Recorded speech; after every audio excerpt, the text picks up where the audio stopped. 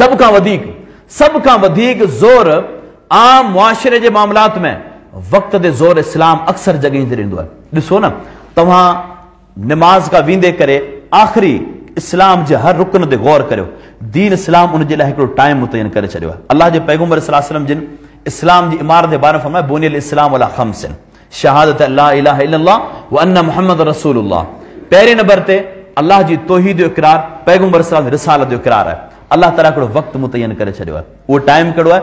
सकरात जे time ते मलकुल मौत जॾहिं अची बीहंदो आहे, इंसान जो ऐन मरण जो टाइम थींदो आहे, उन खां बाद में उन जो टाइम पीरियड ख़त्म थी वेंदो आहे।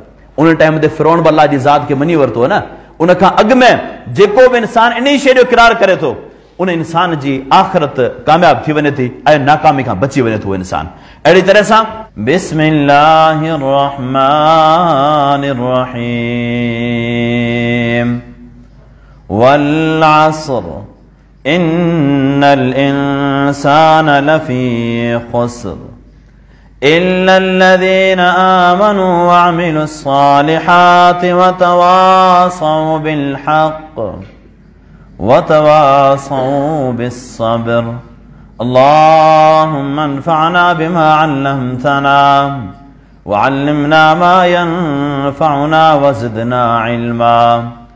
सुब्हानक ला इल्म लना इल्ला मा अल्लमतना इन्नका अंतल अलीमुल हकीम। रब्बि ज़िदनी इल्मन व रब्बि ज़िदनी इल्मन व रब्बि ज़िदनी इल्मा। अल्लाहुम्मा इन्ना नस्अलुका इल्मन नाफ़िआ व रिज़्क़न तय्यबन वासिआ व अमलन मुतक़ब्बला। रब्बि इश्रह ली सदरी व यस्सिर ली अमरी वहलुल उक़दम मिन लिसानी यफ़क़हू क़ौली।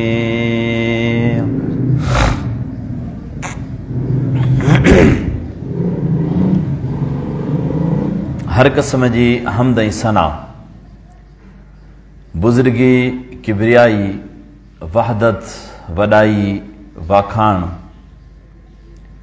अकेले अल्लाह तबारक व तआला जी ज़ात जे लाइ जुगाए, जेको अकेलो हिन सॼी काइनात जो ख़ालिक, मालिक, राज़िक ऐं हक़ीक़ी माबूद आहे। बेशुमार दुरूद सलाम हुजनि अल्लाह तबारक व तआला जे मोकिलियल तमाम अंबिया इकराम अलैहिमुस्सलातु वस्सलाम ते, ख़ुसूसन असांजे आका सैयदना मुहम्मद रसूलुल्लाह सल्लल्लाहु अलैहि वसल्लम जिन जी ज़ात गिरामी ते, जे अज़ीम पैगम्बर अची करे असां भटकियल इंसान खे सिरात मुस्तक़ीम जहिड़ी सिद्धीअ राह जो ॾस ॾिनो। क़ुरान करीम जे आख़िरी सिपारे मां हिकु नंढड़ी सूरत तव्हां ॿुधी, जेका सिर्फ़ 3 आयतनि ते मुश्तमिल सूरत आहे, सूरतुल असर। ज़ाहिरी एतबार सां क़ुरान करीम जी ही नंढड़ी सूरत आहे, 3 आयतूं आहिनि, चंद कलिमात आहिनि, पर हक़ीक़त जे अंदरि हिन नंढड़ी सूरत जे अंदरि असांखे ज़िंदगी जे अंदरि, दुनिया जे अंदरि हिकु तर्ज़ अमल ऐं हिकु मिशन ऐं इंसान जी कामयाबी जे लाइ हिकु तरीक़ो अल्लाह तबारक व तआला सम्झायो आहे।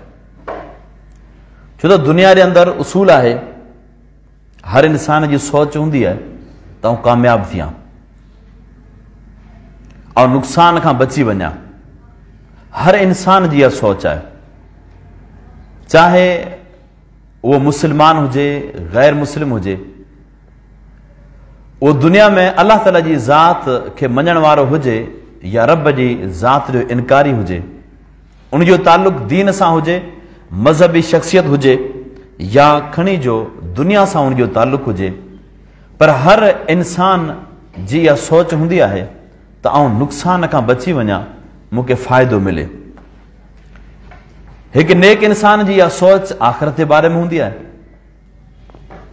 तो दुनिया में मुझे तकलीफ मिलन को मसलो ना है, पर आखिरत के अंदर मुझे कामयाबी मिले और मुझे फायदो मिले और नुकसान का बची वना।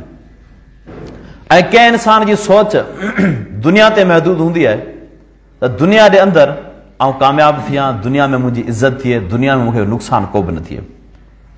अल्लाह तबारक तआला कुरान करीम जी हिन सूरत के अंदर इंसान के कामयाब थियण जा कुछ तरीका बुधाया तो तवां जे कदे नुकसान का बचण चाहो था तो उन नुकसान का बचण जे लाए तवां के ही उसूल अपनाना पवंदा जैने करे तवां हर किस्म के नुकसान का बची सको था।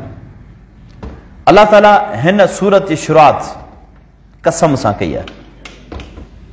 सब का पहले अल्लाह ताला फरमाए वल असर, मुझे जमाने जो कसम है, वक्त जो कसम है, या कुछ मुतरजमीन इहो भी तर्जुमो कयो तो मुझे असर के टाइम जो कसम है। दुनिया में असां ऐं तव्हां कंहिं भी शइ के हवाले से कसम खणंदा आहियूं पंहिंजी ॻाल्हि खे यकीन ॾियारण जे लाइ। साम्हूं वारो शख्स उन जो मुंहिंजे मथां एतिरो एतमाद न आहे, उन करे आऊं कसम खणी करे उन खे पंहिंजो एतमाद बहाल कराईंदुसि। पर अल्लाह तबारक तआला कुरान करीम में जॾहिं बि कसम खयो आहे तो उते मक़सद इहो न हूंदो आहे, मक़सद हिकु ही हूंदो आहे त जेका कसम खां पोइ ॻाल्हि अचे थी उहा इंतिहाई अहम ॻाल्हि आहे।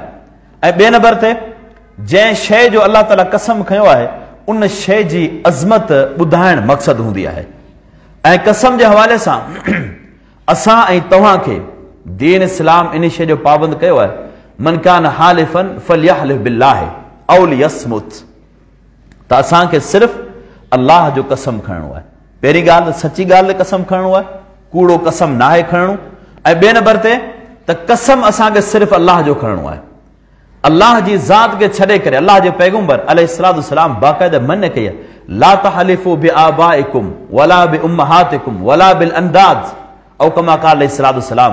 पर को भी इंसान पंहिंजे पीउ मां या दुनिया के कंहिं भी शरीक ऐं माबूद जो कसम खणण उन जे लाइ हरगिज़ जायज़ कोन्हे। ऐं अल्लाह जी ज़ात के छड़े करे कंहिं ॿी शइ जो कसम खणण इहो शिरक जे ज़िमरे में अचे थो। ऐं शिरक त ख़तरनाक गुनाह आहे। इंसान जेकॾहिं शिरक जी हालत में दुनिया में वञे थो हलियो, यकीनन उन इंसान जो निमाज़ूं रोज़ा ज़कातूं हज इबादतूं उन जे अमलनि ऐं नेकियनि जा ढेर हुजनि, लेकिन उन्हनि जी का बि हैसियत क़यामत जी न हूंदी जेकॾहिं इंसान शिरक जी हालत में दुनिया में वञे थो हलियो। ऐं अल्लाह खे छॾे करे कंहिं बि शइ जो कसम खणण ही शिरक जे ज़िमरे में अचे थो।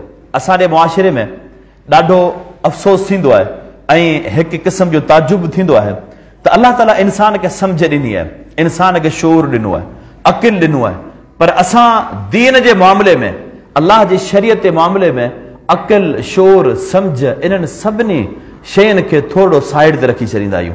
दुनिया जे मामलात में तव्हां ऐं असां हिक ॿिए खां तेज़ हूंदा आहियूं, पंहिंजे अक़िल ऐं दिमाग़ खे इस्तेमालु कंदे कंहिं बि मोड़ ते लहराईंदासीं कोन, कॾहिं बि इहो उज़र ऐं बहानो कोन ॾींदासीं त हिन जॻह ते मुंहिंजो दिमाग़ कमु कोन थो करे। न, जेकॾहिं मुंहिंजे सम्झ में शइ नथी बि अचे न तॾहिं बि आउं कोशिशि कंदुसि, जाखोड़ कंदुसि, हिक ॿिए खां पुछा कंदुसि, दोस्तनि ताईं पहुचंदुसि। पर दीन जे मामले में अल्लाह जी शरीयत जे मामले में असां सभिनी शयुनि खे इग्नोर करे सिर्फ़ इहा ई शइ ॾिसंदासीं त असां बसि ॾिसंदा इहो अचूं पिया। असां वॾनि खे ईअं ॾिठो आहे, दुनिया सॼी हीअं करे पई, दुनिया चरी त कान्हे न। उन मामले में यकीनन कसम जे मामले में बि असां जा लिखियल पढ़ियल दोस्त बि हिकु ग़लति क़िस्म जे राह ते वञी रहिया आहिनि। असांजे मुआशिरे में यकीनन अल्लाह जो कसम बि खयो वञे थो ऐं गैरुल्लाह जो कसम बि खयो वञे थो, पर ॾाढो ॾुख इन शइ ते थींदो आहे जो अल्लाह जो कसम खणण जे वक़्तु न कसम खणण वारे जी का यकीन हूंदी आहे त आउं को ॻाल्हि सची करियां, न ॿुधण वारे खे एतमाद हूंदो आहे, बसि अल्लाह जो कसम खणे बि को मसइलो कोन्हे। पर उन ई साॻी मजलिस में जेकॾहिं रब जी ज़ात खे छॾे करे को इंसान कंहिं गैर जो कसम खणे थो त कसम खणण वारो बि 100 दफ़ा सोचींदो त बाबा आउं ॿचे जो कसम पियो खणा, रोज़ी जो कसम खणा पियो, जेकर कूड़ ॻाल्हाईंदुसि मुंहिंजा बच्चा पोयां लोड़ींदा, मुंहिंजी रोज़ी जो मसइलो थी पवंदो, मुंहिंजी ज़िंदगी जो मसइलो थी पवंदो।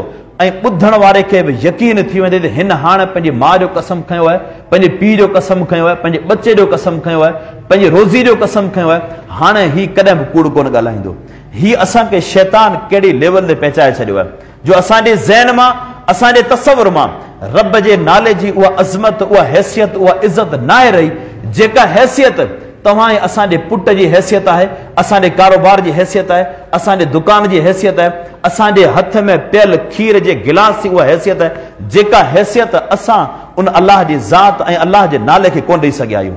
हीअ अलाह ताला क़ुरान करीम में जेको बार बार शइ फरमाए, क़दरुल्लाह हक़ क़दरिही, इंसान जॾहिं रब जी ज़ात जो बेक़दरो थींदो आहे न त अलाह ताला उन शइ जो ज़िक्र क़ुरान करीम में कयो आहे। इंसान अलाह जी ज़ात जो एतिरो क़दुरु करे कोन सघियो जेतिरो रब जी ज़ात जो क़दुरु करण जो हक़ आहे। अॼु असांजे मुआशिरे में अलाह जी ज़ात खे छॾे करे आम कसम खया वञनि था, कॾहिं माउ जो, पीउ जो, खीर जो, रोज़ी जो, हीउ सभु शिरकिया कसम अथो। यादि रखी छॾियो, यादि रखी छॾियो, शिरकिया कसम अथो। हिन शइ में असांखे ॿ नुक़सान थीनि था। हिकिड़ो नुक़सान सभ खां वॾो इहो थिए थो त असीं पंहिंजो ईमान ख़राब करियूं था, असांजी पंहिंजी आख़िरत तबाह थिए थी। ऐं ॿिए नंबर ते पंहिंजी हलाल रोज़ी खे पंहिंजे हथनि सां हराम करे छॾींदा आहियूं। अलाह जे प्यारे हबीब अलैहिस्सलाम जिन जी हदीस आहे, अलाह जो नबी फरमाईंदा अलैहिस्सलाम त 3 शख़्स अहिड़ा आहिनि, 3 क़िस्म जा माण्हू क़यामत जे ॾींहुं ईंदा, अलाह ताला उन्हनि ते एतिरो नाराज़ हूंदो। रब जी ज़ात जे बारे में अलाह जे पैगंबर अलैहिस्सलाम फरमाइनि था, ला युकल्लिमुहुमुल्लाह, अलाह ताला उन्हनि 3 माण्हुनि सां, 3 क़िस्म जे माण्हुनि सां ॻाल्हाइण पसंदि कोन कंदो। रब उन्हनि सां ॻाल्हाईंदो कोन। वला यंज़ुरु इलैहिम, अलाह ताला उन्हनि ॾे नज़र रहमत सां ॾिसंदो बि कोन। कावड़ जी इंतहा क़यामत जो ॾींहुं हुजे, इंसान खे सहारो कंहिंमें आहे? जंहिं ॾींहुं जे बारे में अलाह ताला क़ुरान करीम फरमाए, यौम यफिरुल मर्उ मिन अखीही व उम्मिही व अबीही व साहिबती व बनीही, इंसान जा सभई रिश्ता ख़तम थी वेंदा हलिया। न माउ कमु ॾींदी, न पीउ कमु ॾींदो, न दोस्त साथी घरवारी औलाद, सभई इंसान खे छॾे ॾींदा। इंसान जूं उमीदूं सिर्फ़ु अलाह जी ज़ात में हूंदियूं, सिर्फ़ु रब जी ज़ात में हूंदियूं। जेकॾहिं हिकु इंसान ते अलाह एतिरो नाराज़ हुजे, रब उन सां न ॻाल्हाए, अलाह ताला उन ॾे नज़र रहमत सां ॾिसे बि न, ॿुधाए भला उन इंसान खां मथे बदबख़्त केरु हूंदो? इंसान। 3 नंबर ते फरमाए, ला युज़क्कीहिम, अलाह उन्हनि माण्हुनि खे गुनाहनि खां पाक बि कोन कंदो। उहे 3 क़िस्म जा माण्हू, उन्हनि 3 क़िस्म जे माण्हुनि में हिकिड़ो माण्हू उहो आहे अल मुनफ़िक़ु सिलातो बिल हल्फिल काज़िब, जेको कूड़ो कसम खणी करे वापार करे थो, कूड़ो कसम खणी करे पंहिंजी शइ विकिणे थो। उहो माण्हू उन्हनि बदबख़्त जी लिस्ट में शामिल आहे जिन सां क़यामत जे ॾींहुं अलाह ताला कलाम कोन कंदो, रब उन्हनि सां ॾे नज़र रहमत सां ॾिसंदो कोन। हीउ माण्हू पंहिंजो कारोबार करे थो, पंहिंजो घर छॾे थो, पंहिंजो पैसो सीड़ाए थो, पंहिंजो पघर वाहे थो, पंहिंजी महिनत करे थो ऐं नियत यादि पंहिंजे बचनि खे रोज़ी कमाए करे खारायां। कहिड़ो फ़ाइदो आहे? छा थो मिले इन शइ मां? कूड़ो कसम खणी करे पंहिंजे हलाल रोज़ी खे पंहिंजे हथनि सां हराम करियूं था, पाण बि हराम खाऊं था, पंहिंजे बचनि खे बि हराम जी रोज़ी खारायूं था। यादि रखी छॾियो, जॾहिं असांजो औलाद हराम जी रोज़ी ते पलिजे थो, पोइ उन जे जिस्म में, उन जे दिलि ऐं दिमाग़ में कॾहिं बि इस्लाम जी, अलाह जी ज़ात जी, अलाह जे पैगंबर जी ज़ात जी कॾहिं गैरत कोन ईंदी आहे। रसूल करीम अलैहिस्सलाम जिन उन माण्हू जो मिसाल ॾिनो न, जंहिं माण्हू जी दुआ अलाह ताला क़बूल कोन थो करे। पाण में अलैहिस्सलाम हिकिड़ो शख़्स आहे, वॾो सफ़र करे थो ऐं वॾे सफ़र खां बाद में अजीब उन जी हालत है, अशअस अग़बर यमुद्दु यदैहि इला समाए फयक़ूलु या रब्बी या रब्बी, बिखरल वार आहिनि, वॾे सफ़र दा अचे पियो, मज़लूम जी हालत में थी करे रब जी ज़ात खे पुकारे थो, ए मुंहिंजा रब मुंहिंजी फलां दुआ क़बूल कर, अल्लाह मुंहिंजी फलां दुआ क़बूल कर। लेकिन अल्लाह जो नबी फरमाईंदा उनजी हिकिड़ी दुआ क़बूल कोन थी थिए। छो? मतमु हरामुन व मशरबु हरामुन व मलबसु हरामुन व गुज़िया बिल हराम फअन्ना युस्तजाबु लहू, उनजो खाधो हराम जो, उनजो लिबास हराम जो ऐं उन जी परवरिश हराम शइ ते थी, उनजी दुआ क़बूल कीअं थींदी? जंहिंजे जिस्म में नंढे हूंदे खां असीं पंहिंजे औलाद खे, पंहिंजे बचनि जे जिस्म में हराम रोज़ी लॻायूं पिया, उनखे खारायूं पिया, उनजे जिस्म जी परवरिश जॾहिं पंहिंजे हथनि सां हराम सां करियूं पिया, ॿुधायो उन जिस्म में, उन इंसान में, उन शख़्स में इस्लाम जी, दीन जी, अलाह जी ज़ाती गैरत कीअं पैदा थींदी भला? हीअ असां उहे माइट यादि रखी छॾियूं, इहे असीं पंहिंजी औलाद खे हराम खाराए पाण बि पंहिंजी आख़िरत ख़राब करियूं पिया, पंहिंजे औलाद जो मुस्तक़बिल बि ख़राब करियूं पिया। ऐं हराम कारोबार बनाइण जे लाइ उन्हनि जेके शयूं आहिनि उन्हनि में हिकिड़ी इहा बि शइ त कूड़ो कसम खणी करे इंसान कारोबार कंदो। कहिड़ो फ़ाइदो? शइ पंहिंजी आहे न। ऐं यादि रखी छॾियो, दुनिया बेवकूफ़ न आहे, दुनिया बेवकूफ़ न आहे, हर इंसान खे अल्लाह ताला सम्झ ॾिनी आहे। असां कंहिं बि शइ खे विकण जे लाइ 10 कसम खणी छॾियूं, लेकिन साम्हूं वारे खे जॾहिं यकीन ईंदी तॾहिं उहा शइ वठंदो। हुनखे ख़बर हूंदी त हिकिड़ो माण्हू जेको दुकान में वेठो आहे कसम खणी करे चइबो आहे, हीअ मुंहिंजी 500 जी ख़रीद थियल शइ तोखे 400 में ॾियां पियो। हुनखे यकीन थी वेंदी ॿुधंदे त यार मुंहिंजो हिन सां को वास्तो कोन्हे, मुंहिंजी हिन सां का सुञाणप ई कान्हे, ऐं पहिरीं दफ़ा हिन जे दुकान ते आयो आहियां। जेको माण्हू 5 रुपया कमाइण जे लाइ वेठो, उहो मूंखे ॾिसी करे 100 रुपया नुक़सान छो पियो खाए। असां पंहिंजी कूड़ बि ॻाल्हायोसीं, शिरक बि कयोसीं, ऐं पंहिंजी हलाल रोज़ी खे पंहिंजे हथनि सां हराम बि कयोसीं। ॻाल्हि सिधी हुजे इंसान जी, ऐं उन में अलाह ताला जेको रोज़ी में बरकत विझंदो आहे न, उनजो इंसान तसवुर बि कोन थो करे सघे। त असांजे मुआशिरे में अक्सर करे कारोबार जे मामले में आम कसम हलंदो आहे। पंहिंजी शइ, पंहिंजो कारोबार, उन खे सिर्फ़ चंद जुमलनि ते असां पंहिंजे हलाल रोज़ी खे हराम करे छॾींदा आहियूं। ऐं शिरक जा कसम असांजे मुआशिरे में हिकिड़ा डायरेक्ट कसम हूंदा आहिनि, ऐं हिकिड़ा अहिड़ा जुमला असां वटि इस्तेमालु थींदा आहिनि जेके डायरेक्ट कसम कोन हूंदा आहिनि, लेकिन कसम जी माना में हूंदा आहिनि। असांखे उन्हनि खां बि एहतियात करणु खपे। घणा माण्हू ॻाल्हि कंदे कंदे चवंदा आहिनि, यार ॾिसो मुंहिंजे हथ में ही खीर पियो आहे, ऐं ॻाल्हि कूड़ी कोन थो करियां। ॾिसो मुंहिंजे साम्हूं रोज़ी पई आहे, ऐं ॻाल्हि कूड़ी कोन थो करियां। मुंहिंजे हंज में मुंहिंजो बच्चो वेठो, ऐं ॻाल्हि कूड़ी कोन थो करियां। ॾिस मुंहिंजो मोह कहिड़ी ॾिस जे तरफ़ आहे, ऐं ॻाल्हि कूड़ी कोन थो करियां। ॾिस आउं फलां जंहिं खट जे मथां वेठो आहियां, या आउं कहिड़ी जॻह ते वेठो आहियां, ॻाल्हि कूड़ी कोन थो करे। हीअ छा आहे? हीअ बि कसम जे हम माना शयूं आहिनि। ॿिए खे एतमाद ॾियारण जे लाइ पंहिंजे बचे जो सहारो वठूं था। ॿिए खे एतमाद ॾियारण जे लाइ असीं पंहिंजे रोज़ी जो सहारो वरितो आहे, असांखे खीर जे गिलास जो सहारो वरितो आहे। इहे सभई हिन कसमनि जी शयुनि में अचनि था। असांखे इन्हनि सभिनी शयुनि खे एहतियात करणु, कसम सची ॻाल्हि ते खणणो आहे, सची ॻाल्हि ते, जीअं असांखे यकीन हुजे त हिन में कंहिं क़िस्म जो शक कोन्हे। ऐं उन खां पोइ कसम सिर्फ़ु अलाह जो खणणो आहे। रब जी ज़ात खे छॾे करे चाहे कंहिं तव्हां मस्जिद जो कसम खणो, चाहे कंहिं नेक माण्हू जो कसम खणो, चाहे पीउ जो कसम खणो, माउ जो कसम खणो, इहे सभई शिरकिया कसम अथव। त अलाह ताला क़ुर करीम में जेके कसम खयां आहिनि न, उहे उन शइ जो अहमियत ॿुधाइण मक़सदु हूंदी आहे।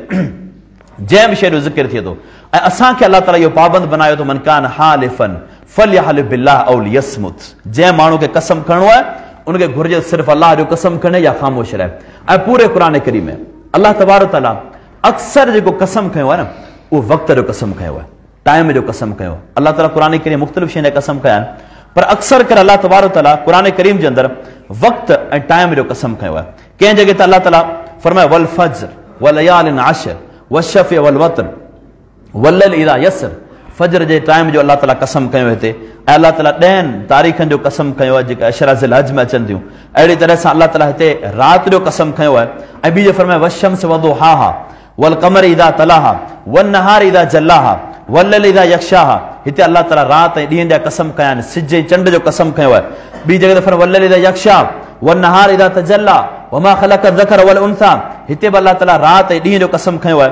ऐं कंहिं जॻह ते फरमाए वज़ुहा वल्लैल इज़ा सजा मा वद्दअक रब्बुक मा क़ला।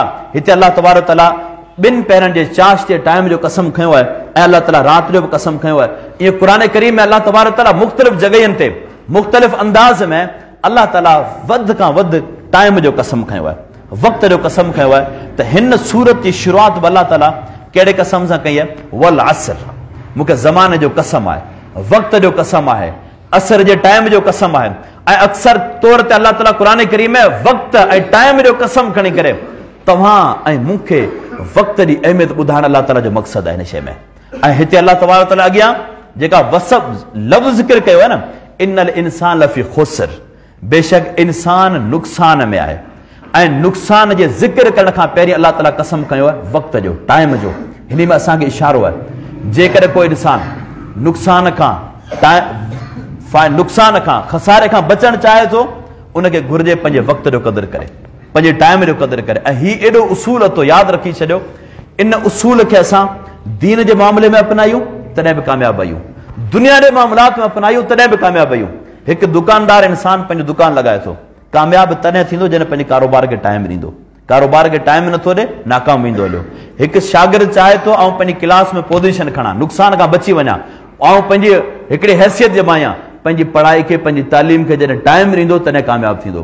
हिकु नेक इंसान जी सोच आहे त मुंहिंजी आख़िरत में कामयाबु थी वञा, मूंखे जन्नत मिली वञे हलियो, त उहो पंहिंजो टाइम जॾहिं अलाह जे दीन जे लाइ, अलाह ताला जे घर जे लाइ, अलाह जे दीन जे लाइ जॾहिं ॾींदो तॾहिं उहो कामयाबु थींदो। जेकॾहिं टाइम अलाह जे दीन जे लाइ न ॾींदो, यादि रखी छॾियो, कामयाबु कॾहिं बि कोन थींदो आहे। त हीउ उसूल जेको अलाह ताला असांखे ॿुधायो आहे, इहो उसूल असांखे हर जगह ते कमु ॾींदो। इंसान जेकर नुक़सान खां बचणु चाहे थो उनखे पंहिंजे वक़्त जो क़दुरु करणु खपे। ऐं दीन इस्लाम सभ खां वधीक ज़ोर आम मुआशिरे जे मामलात में वक़्त ते ज़ोर इस्लाम अक्सर जॻहियुनि ते ॾींदो आहे। ॾिसो न, तव्हां निमाज़ खां वेंदे करे आख़िरी इस्लाम जे हर रुकन ते गौर करियो। दीन इस्लाम उन जे लाइ हिकिड़ो टाइम मुतयन करे छॾियो आहे। अल्लाह जे पैगम्बर सल्लल्लाहु अलैहि वसल्लम जिन इस्लाम जी इमारत जे बारे में फरमाया बुनियल इस्लाम अला खम्सिन शहादत ला इलाहा इल्लल्लाह व अन्न मुहम्मद रसूलुल्लाह। पहिरें नंबर ते अल्लाह जी तौहीद जो इक़रार, पैगम्बर सल्लल्लाहु अलैहि वसल्लम रिसालत जो इक़रार आहे। अल्लाह ताला हिकिड़ो वक़्तु मुतयन करे छॾियो आहे। उहो टाइम कहिड़ो आहे? सकरात जे टाइम ते मलकुल मौत जॾहिं अची बीहंदो आहे, इंसान जो ऐन मरण जो टाइम थींदो आहे, उन खां बाद में उनजो टाइम पीरियड ख़तम थी वेंदो आहे। उन टाइम ते फिरौन बि अल्लाह जी ज़ात खे मञी वरितो आहे न। उन खां अॻु में जेको बि इंसान इन शइ जो इक़रार करे थो उन इंसान जी आख़िरत कामयाब थी वञे थी ऐं नाकामी खां बची वञे थो इंसान। अहिड़ी तरह सां इस्लाम जे बुनियादी रुकन में ॿिए नंबर ते शइ कहिड़ी आहे? उहा इक़ाम सलात, निमाज़ आहे। निमाज़ अल्लाह ताला 5 वक़्त फ़र्ज़ करे छॾिया। हाणे कंहिं बि जॻह ते अल्लाह ताला असांखे बाख्तियार कोन छॾियो आहे त तव्हांजी मर्ज़ी आहे जॾहिं तव्हां निमाज़ पढ़ो। न, अल्लाह ताला क़ुरान करीम में वज़ाहत करे छॾी, इन सलात कानत अलल मुमिनीन किताब मौक़ूता। निमाज़ जे लाइ बि वक़्तु मुतयन आहे।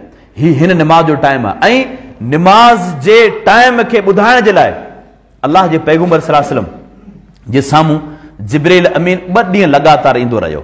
2 ॾींहं लगातार हिन ज़मीन ते अची करे अल्लाह जे पैगम्बर सल्लल्लाहु अलैहि वसल्लम खे निमाज़ पढ़ाए करे ॿुधाई त अल्लाह जे नबी सल्लल्लाहु अलैहि वसल्लम ही ज़ोर निमाज़ जो पहिरियों टाइम आहे ऐं ही हिन ज़ोर निमाज़ जो आख़िरी टाइम आहे। हिन जे विच वारो टाइम आहे। ही फजर जो पहिरियों टाइम आहे, ही फजर जो आख़िरी टाइम आहे। ईअं 2 ॾींहं लगातार अल्लाह जे पैगम्बर जे साम्हूं जिब्रील अमीन अची करे उन्हनि वक़्तनि ऐं टाइमनि ते निमाज़ पढ़ाए करे बाक़ाइदा इन शइ जी अहमियत ॾियारी आहे त निमाज़ जी बि असुल अहमियत तॾहिं जॾहिं टाइम ते पढ़ी वञे, मर्ज़ी सां न, कंहिं बि टाइम ते मर्ज़ी न। इन शइ जी इस्लाम बाक़ाइदा मुज़म्मत कई आहे। क़ुरान करीम अल्लाह तबारक तआला जॾहिं मुनाफ़िक़नि जो ज़िक्र कयो न त मुनाफ़िक़नि जे ज़िक्र में जेका निशानी ॿुधाई आहे न उहा निशानी इहा ॿुधाई आहे इज़ा क़ामू इला सलात क़ामू कुसाला, निमाज़ में सुस्ती करणु इहा मुनाफ़िक़ जी निशानी आहे।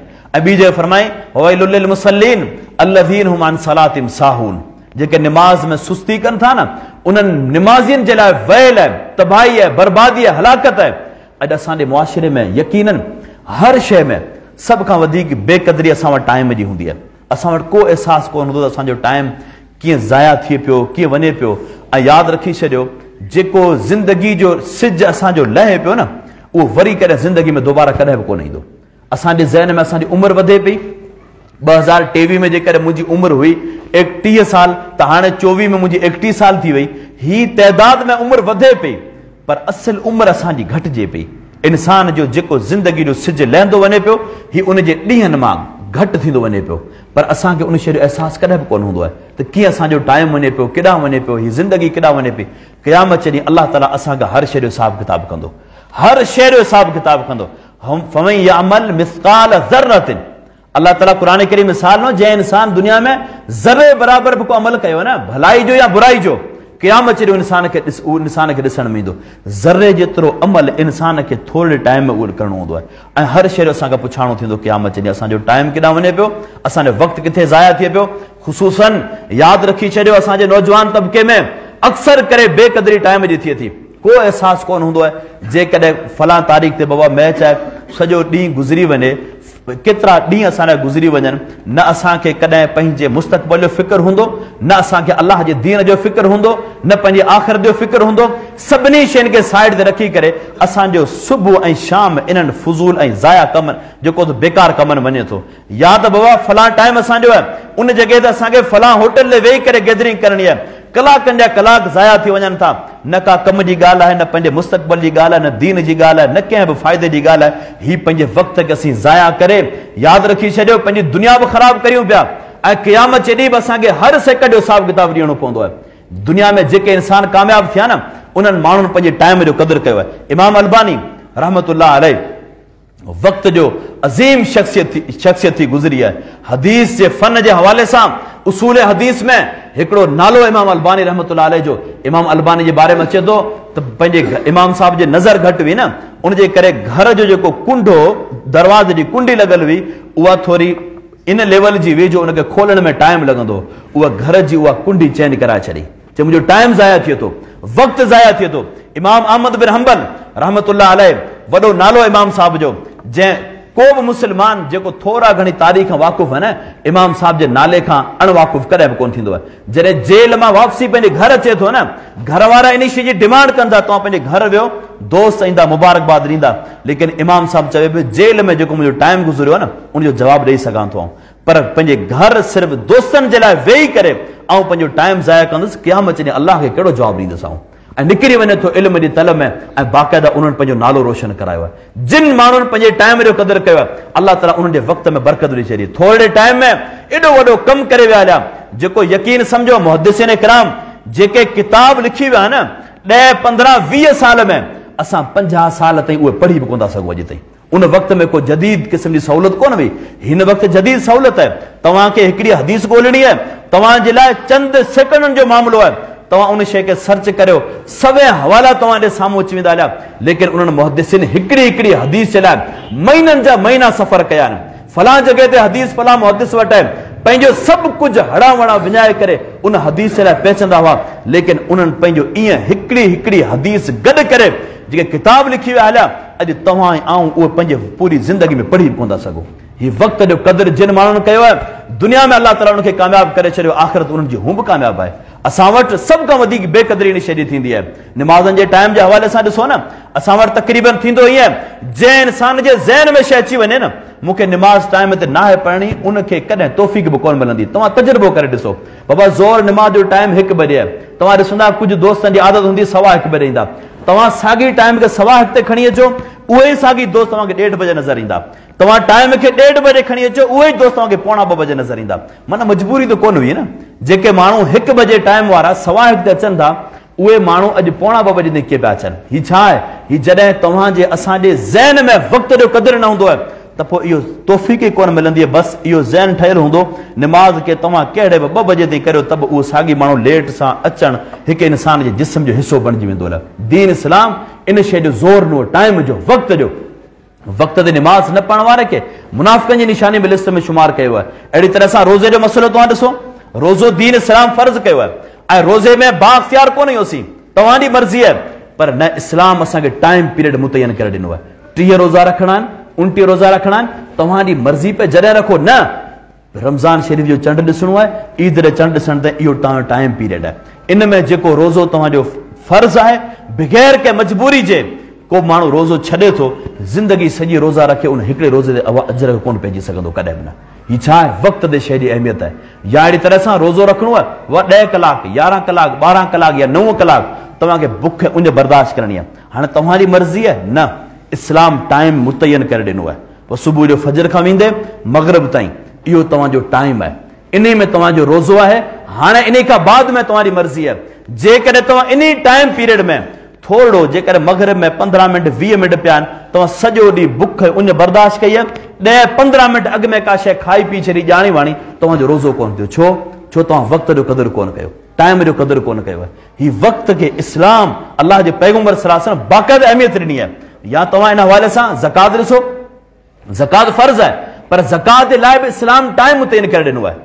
बाबा फसल जेकॾहिं आहे, आबादी आहे, उनजी बटाई जॾहिं थिए थी, कटाई थिए थी, तॾहिं तव्हांजी उन ज़कात फ़र्ज़ आहे। आम जेकॾहिं बाक़ी ज़कात आहे, साल ते तव्हांखे ज़कात उनजी ॾियणु फ़र्ज़ आहे। इहो इस्लाम टाइम मुतयन करे ॾिनो आहे। अहिड़ी तरह सां हज जेकॾहिं तव्हां ॾिसो, हज जे अंदरि त सभ खां वॾो असांखे टाइम पीरियड जो बाक़ाइदा वक़्त जे अहसास जे हवाले सां अहसास ॾियारियो आहे। इस्लाम हज जो अहम रुकन कंहिंखे क़रार ॾिनो आहे?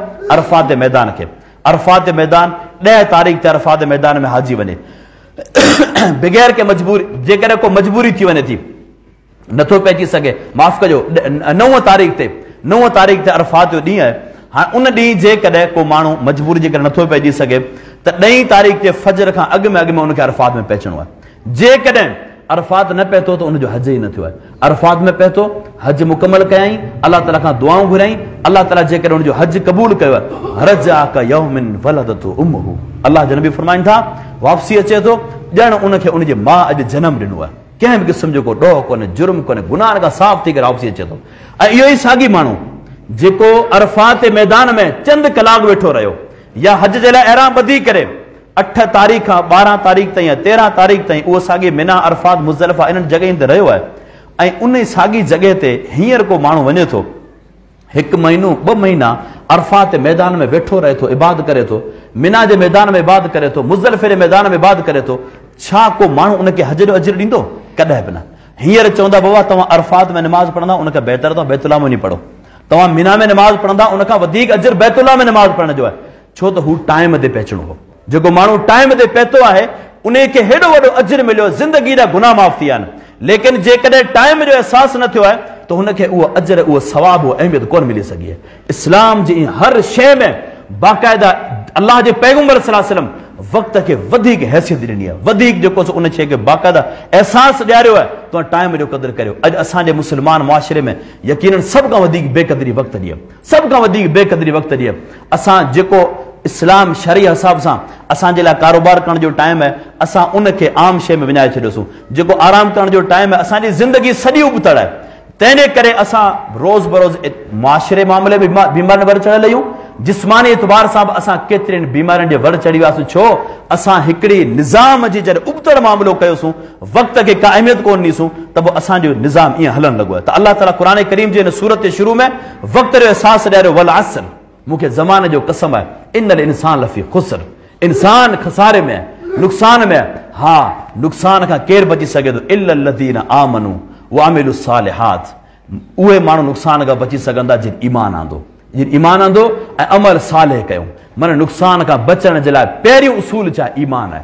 अल्लाह जी ज़ात ते ईमान, अल्लाह जे पैगंबरनि ते ईमान, क़यामत जे ॾींहं ते ईमान, हीउ इंसान जी ज़िंदगी जो हिसो आहे। हिकु इंसान केॾा बि नेकी जा कम करे, केतिरो बि पंहिंजो पाण खे बहितरीन बणाए, इंसान जी ख़िदमत में पंहिंजो पाण खे अॻिते आणे, पंहिंजे टाइम जो क़दुरु करे, हर हवाले सां हर मामले में अॻिते हुजे, लेकिन जेकॾहिं रब जी ज़ात खे नथो मञे उनजी उहा ज़िंदगी बेकार आहे, उनजी उहो कारोबार बेकार आहे, उहो सॼी ज़िंदगी उनजी बाक़ाइदा मफ़लूज आहे।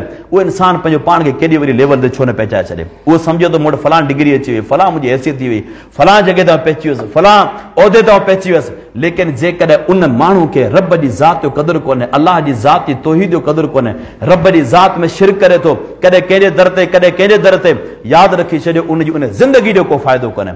उनजा उहिदा, उहे डिग्रियूं सभु फुज़ूल आहिनि ऐं दुनिया जो अजल जाहिल तरीन उहो इंसान आहे जंहिंजी ज़हन में, जंहिंजी सुञाणप में, जंहिंजे इल्म में अल्लाह जी ज़ात जी सुञाणप न हुजे। असांजे मुआशिरे में तक़रीबन ईअं थिए थो, अल्लाह जी ज़ात जी तौहीन, रब जी ज़ात में शिरक अणपढ़ियल माण्हू एतिरो कोन थो करे जेतिरो असांजो लिखियो पढ़ियो आम नौजवान करे थो।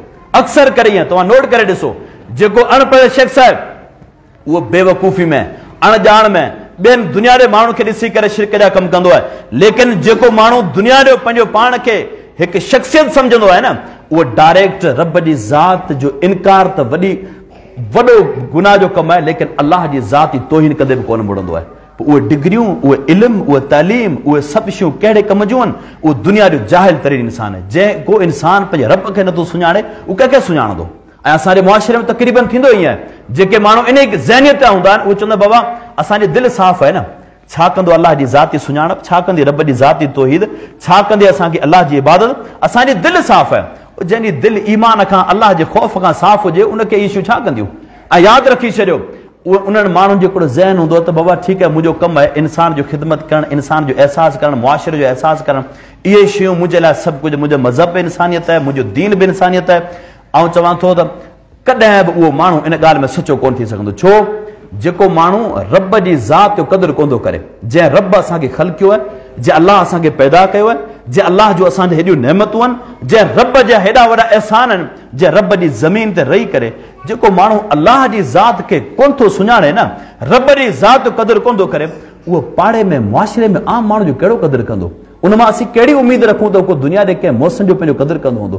तंहिंजे करे अल्लाह ताला कामयाबी जो उसूल कहिड़ो ॿुधायो आहे? इल्लल लज़ीना आमनू, इंसान जे दिलि में ईमान हुजे। ऐं ॿिए नंबर ते वामिलु सालिहात, अमल साले हुजनि। यादि रखी छॾियो, दीन इस्लाम जिते बि ॻाल्हि कई आहे न, अमल जी ॻाल्हि नाहे कई, डायरेक्ट अमल जी ॻाल्हि नाहे कई। असांजे ज़हन में इहा शइ हूंदी त बाबा निमाज़ पढ़ूं था, रोज़ो रखूं था, फलां कमु करियूं था, नेकी जा कम आहिनि, ज़रूरु नेकी जा कम आहिनि, लेकिन अमल डायरेक्ट अल्लाह ताला क़ुर करीम में किथे अमल जी ॻाल्हि नाहे कई, अमल साले जी ॻाल्हि कई आहे। तव्हां पूरे क़ुर करीम में पढ़ी ॾिसो, अल्लाह ताला जंहिं जॻह ते वाखाण कई आहे, तारीफ़ कई आहे, उते अल्लाह ताला सिर्फ़ु अमल जी ॻाल्हि कोन कई आहे, अल्लाह फरमाए अमल साले खपे, अमल साले खपे। अमल जी माना हूंदी कम। हिकिड़ो निमाज़ी निमाज़ पढ़े थो, इहो अमल आहे। चोर चोरी करे थो, अरबी में इनखे बि अमल चवंदा आहिनि। हिकिड़ो डाकू धाड़ो हणे थो, अरबी में इनखे बि अमल चवंदा आहिनि। तंहिं करे अमल कम जा कोन आहिनि, अमल साले कम जा आहिनि। साले जी माना छा आहे? तंदुरुस्त, चङो भलो, बीमारियुनि खां बचियल हुजे। यानी हर उहो अमल जेको अल्लाह जे पैगंबर सल्लल्लाहु अलैहि वसल्लम तरीक़े मुताबिक़ हुजे ऐं इंसान जी नियत ख़ालिस हुजे। इहे ॿ मेन टारगेट अथो। ईमान जी ॻाल्हि पहिरीं अची वई, यानी हीअ त लाज़मी शर्त आहे अल्लाह जी तौहीद ऐं उन अमल जे अंदरि अल्लाह जे पैगंबर सल्लल्लाहु अलैहि वसल्लम जी सुन्नत ऐं नियत ख़ालिस हुजे। इहे ॿ जे करे शयूं आहिनि त अमल साले आहे। निमाज़ बि अमल साले आहे, रोज़ो बि अमल साले आहे, असांजो कारोबार, असांजो हलण फिरण बि अमल साले आहे। अल्लाह जे पैगंबर जो हदीसूं तव्हां पढ़ी ॾिसो, जेकॾहिं हिकु इंसान पंहिंजी सची नियत सां, को बि इंसान खाधो खाए थो, मानी खाए थो, नियत इहा आहे त पोइ आउं खाधो ईअं खाईंदुसि जीअं अल्लाह जे पैगंबर जी सुन्नत आहे। सुन्नत सम्झी करे ऐं इन शइ ते अमल कंदो त हुनजी बुख पंहिंजी ख़तम थिए बि ऐं हुन ते सुन्नत ते अमल करण जो अजर बि हुन इंसान खे मिली वञे थो। अल्लाह जे पैगंबर सल्लल्लाहु अलैहि वसल्लम एतिरे क़दुरु मिसाल ॾिनो आहे, जो अल्लाह जे नबी आख़िरी मिसाल ॾिनो आहे। हिकु मुड़ुस जे करे पंहिंजी घरवारी जा हुकूक अदा करे थो न, अल्लाह जे नबी सल्लल्लाहु अलैहि वसल्लम इन शइ जे हवाले सां बि नेकी ॿुधाई आहे। छो त इंसान जे ज़हन इहो त आउं गुनाहनि खां बची वञा, पंहिंजे घरवारनि जा हक़ अदा करे वठां। दुनिया में हिकु इंसान कारोबार करे थो, कारोबार असांजी ज़रूरत आहे, पर जेकॾहिं नियत ऐं सोच इहा आहे मूंखे कारोबार ईअं करणो हुजे अल्लाह जे पैगंबर जो तरीक़ो आहे ऐं इहा सुन्नत सम्झी करे जेकॾहिं उन हवाले सां कारोबार कंदो, हिकु इंसान जी ज़रूरत पूरी थिए थी ऐं उन इंसान खे अजर ऐं नेकी मिले थो। ऐं नेकी अमल साले जो दाइरो वसी आहे, उन जे लाइ को लाज़मी न आहे असां अमल साले मस्जिद में करियूं, बाज़ार घर में हुजूं, दोस्तनि सां गॾु आहियूं, घर जे अंदरि आहियूं, पाड़े वारनि सां, मुआशिरे वारनि सां। असांजी सोच इहा त फलां कमु ईअं करिणो आहे, अल्लाह जे पैगंबर जो जीअं तरीक़ो आहे, रसूल करीम सल्लल्लाहु अलैहि वसल्लम तरीक़ो आहे। ऐं नियत मूंखे ख़ालिस रखणी आहे त पोइ असांजो हलणु फिरणु उथणु वेहणु सभई अमल साले में शामिल आहिनि। पर जेकॾहिं तरीक़ो अल्लाह जे पैगंबर जो न आहे या नियत जे करे सही न आहे त पोइ असांजो बैतुल्लाह जो हज बि अमल साले थी पवंदो। सभु यादि रखी छॾियो, असां बैतुल्लाह जो हज करियूं, निमाज़ूं पढ़ूं, रोज़ा रखूं, जेकॾहिं तरीक़ो अल्लाह जे नबी जो न आहे या नियत असांजी शोहरत आहे दुनिया खे ॾेखारण जे लाइ, दुनिया जी वाह वाह हासिल करण जे लाइ, त पोइ असांजूं निमाज़ूं रोज़ा बि अमल साले कोन थी सघंदा आहिनि। तंहिं करे अल्लाह ताला ॻाल्हि कहिड़ी कई? अमल साले कनि। ऐं अॻियां फरमायो तवासौ बिल हक़, हिकु इंसान पाण जेकॾहिं ईमान हासिलदार आहे, अल्लाह जी ज़ात खे मञे थो, उन सां गॾोगॾु अमल साले करे थो, त उन जे मथां इहो बि लाज़मी आहे रुॻो पंहिंजो फ़िक्र न करे, मुआशिरे जो फ़िक्र बि करे, ॿियनि खे बि हक़ चवणु सिखे। वतवासौ बिल हक़, ॿियनि खे सिधी ॻाल्हि चवे, ॿियनि खे हक़ जी ॻाल्हि चवे। ईअं न त भाउ हर को माण्हू पंहिंजी क़बर पाण भरींदो, मुंहिंजो छा वञे फलाणे माण्हू में, न।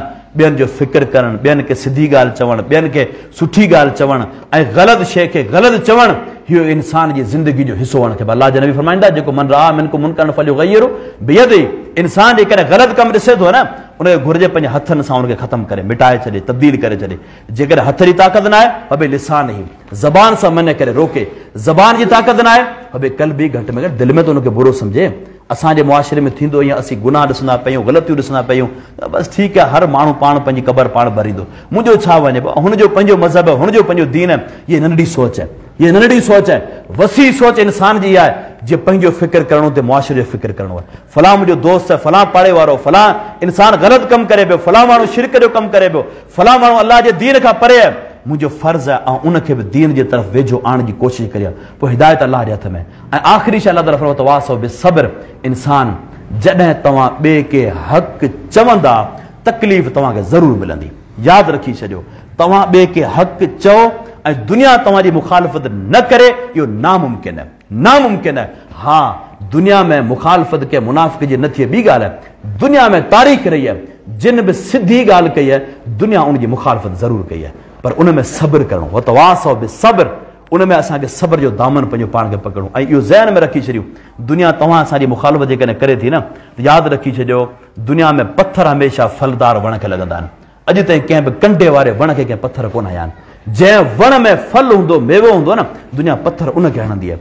जॾहिं तव्हांजी मुखालफ़त थिए थी, अल्लाह जो शुक्र अदा कयो, मुंहिंजा मालिक मूं में कुझु आहे तंहिं करे दुनिया मुंहिंजी मुखालफ़त करे थी। हा, उहो वण बि उन पथर जे बदिले में पथर कोन उछलाए ॾींदो आहे, साम्हूं फल मेवो ॾींदो आहे। असां तव्हांजो अख़लाक़ हुअणु खपे, जेकॾहिं दुनिया असांजी मुखालफ़त करे थी असां उन सां अख़लाक़ सां पेश अचूं, असांजो किरदारु मनफ़ी न हुजे, असांजो उन में जेको साम्हूं जवाबु हुजे न उहो मुस्बत जवाबु हुजे, उहो इंसानु कामयाबु आहे। त अल्लाह ताला क़ुरान करीम जे हिन सूरत में असांखे इहे कामयाबी जा उसूल ॿुधाया आहिनि। वल असर फरमाया मूंखे ज़माने जो कसम आहे, इन्नल इंसान लफ़ी ख़ुस्र, बेशक इंसान अलबत खसारे में, खसारे का बची केरु सघे थो, इल्लल्लज़ीन आमनू, उहे माण्हू सवाइ उहे माण्हू जिन ईमान आंदो, व अमिलु सालिहात, अमल साले कयूं, व तवासौ बिल हक़, हिक ॿिए खे हक़ जी वसियत कंदा रहिया, व तवासौ बिस सब्र, हिक ॿिए खे सब्र जी वसियत कंदा रहिया। इहे 4 शयूं ऐं हिकिड़ी अॻुवारी शइ, 5 शयूं अलाह ताला असांखे ॿुधायूं आहिनि इंसान खे कामयाब थियण जे लाइ। वक़्त जो क़दुरु ऐं अलाह जी ज़ात खे मञणु, रब जी तौहीद जो इक़रार करणु,